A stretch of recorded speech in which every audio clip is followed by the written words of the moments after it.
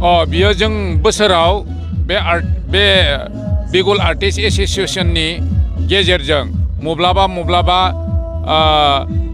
Pre Christmas खुङो, मब्लाबा music concert खुङो, मब्लाबा बोसोराव बेबायदिनो गुबुन गुबुन खुङो। देग्लाय जों बे आर्टिस्टनि गेट टुगेदार लानाय जादों आरो बेवहाय गोबां आर्टिस्टआ फैदों आरो जों आलासि लिंहरदों। आरो बे बिगुल आर्टिस्टआ जाबाय मोनसे गस्पेल आर्टिस्ट आरो ख्रिस्टानफोरनि गेजेरावनो किसुमान सेकुलार आर्टिस्टफोर दङ। बे आर्टिस्टफोरजों लोगोसे गथायसे खालामनानै बेखौ खुंनाय जादों।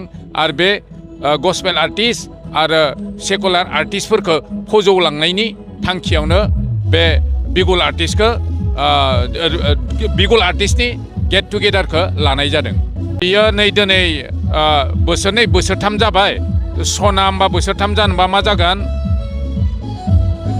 बोसोरथाम जाबाय आरो देग्लायजों।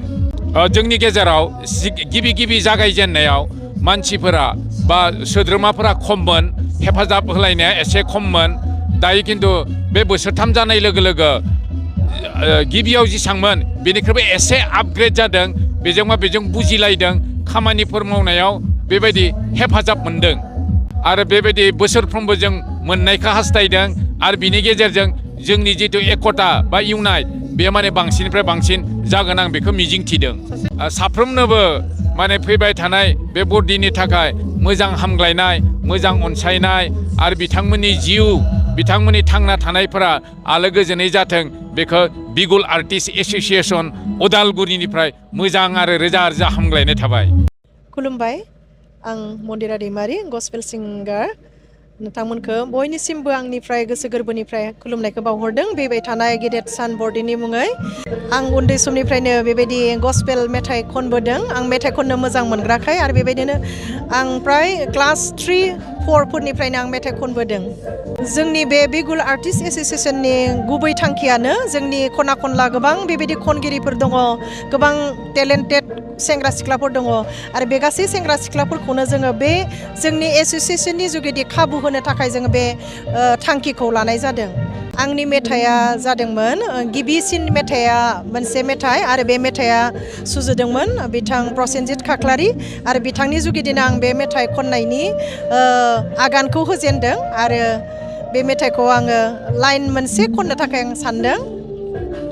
जिउ लामायाव नों जिरायसालि फुंखानि निजोरा नों अन्नायनि अ फोरबु जिसु अराय नागिरो आं हालाय हाफाय। बे मेथाइयानो आंनि गिबिसिनथार अडिअ'हाय ओंखारदोंमोन आरो बे मेथाइखौ जों गुवाहाटीनि बिश्वबाणी मोनसे रेडिअ' सेन्टारावहाय खालामनाय जादोंमोन। आं दाख्लै बावैसो मोनसे मेथाइखौ आंनि इउटिउब चेनेल मन्दिरा दैमारि चेनेलाव हगारनाय जाबाय आरो बे मेथाइनि मुङानो जाबाय खोमसि अख्राङाव गोदान अलंबार आरो बे मेथाइखौ सुजुदोंमोन बिथां प्रसेनजित खाख्लारि, मिउजिकआबो प्रसेनजित खाख्लारि आरो बे मिउजिक भिडिअ'खौ आंनि चेनेलाव थांनानैहाय नायनो हागोन। खोमसि अख्राङाव गोदान अलंबार बैथलेहेमनि अख्रां सायाव निजोम गुसु हरनि समाव गेदेर रंजानायनि गाहाम बाथ्रा नै जिसुआ सारि जाबाय, नै बासायग्रा सारि जाबाय। बे मेथाइयानो बे फैबाय थानाय गेदेर सान आरो गोदान बोसोरनि लागै आंनिफ्राय बेनो गासै बुहुमाव जोंनि गेजेराव अनलायनाय, खौसेथि आरो गोरोबलायनाया फैथों। आंनिफ्राय बेनो मोजां हामग्लायनाय थाबाय। गोथार बरदिननि आरो 2025 मायथाइ गोदान बोसोरनि आङो बयनिसिमबो खुलुमनाय बावहरबाय, नोंथांमोननिसिमबो आं खुलुमनायखौ बावहरबाय। आंनि मुङा प्रसेनजित खाख्लारि, आं उदालगुरिनि। थांनाय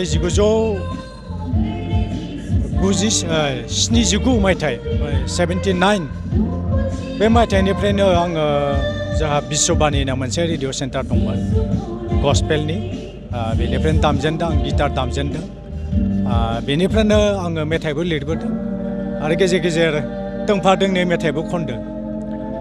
बिनि उनाव आङो गुवाहाटीयाव जोंनि बर' सेक्सन अल इन्डिया रेडिअ बेयाव बर' सेक्सनाव आङो गिटार दामदोंमोन बेनि उनाव 1988 मायथाइनिफ्राय आङो आरोबाव बेखौ सुरु खालामबाय आंनि मिउजिक लाइफखौ आं स्टार्ट खालामफिनदों गुवाहाटी सिनि मिउजिशियान एस'सिएशन बेयाव इन्टारभिउ होनानै आङो बे असमिया मेथाइफोर जोंनि बर' मेथाइफोर बेयाव गिटार दामजेनबाय बेबायदिनो गोबां मेथाइ बिदि दामबोबाय आरो 1996 मायथाइयाव आङो मुम्बाइआवबो खामानि मावहैबाय फार्स्ट टाइम दिल के दाग बे मेथाइआव आङो किउ खालामनो मोनदों आरो बिनि उनाव लाभ इन मुम्बाइ होननाय मोनसे बानायनो गोनां मोनसे हिन्दी फिल्म सावथुन बेनि मिउजिक आं खालामनो मोनदों more than 500 आं मेथाइखौ